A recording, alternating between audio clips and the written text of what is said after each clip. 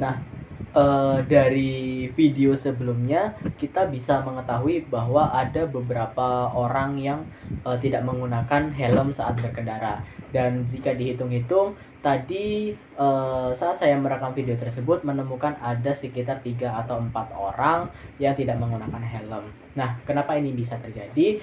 Ada beberapa faktor yang bisa mengakibatkan hal tersebut. Pertama, mungkin karena kurangnya pengetahuan terkait dengan etika berkendara, dan juga mungkin beberapa orang itu memang hanya sekedar malas untuk menggunakan helm karena tujuan yang ingin mereka capai itu dekat dengan lokasi mereka saat mereka sedang berada.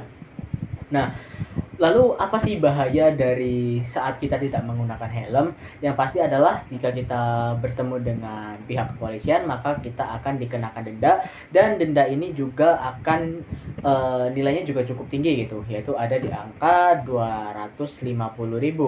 Nah, tetapi yang fatal adalah ketika kita tidak menggunakan helm dan kita mengalami kecelakaan di jalan raya.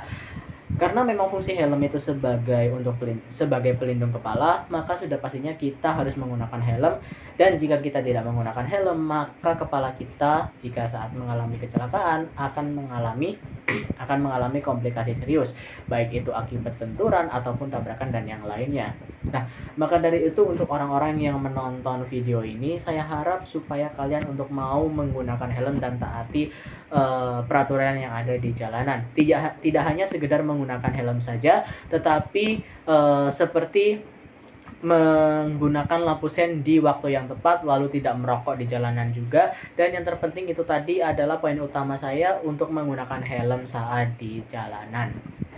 Dan mungkin untuk video penjelasan saya hanya segini saja, cukup seperti ini karena memang itu poin yang ingin saya sampaikan. Terima kasih banyak buat kalian yang sudah menonton, dan wassalamualaikum warahmatullahi wabarakatuh.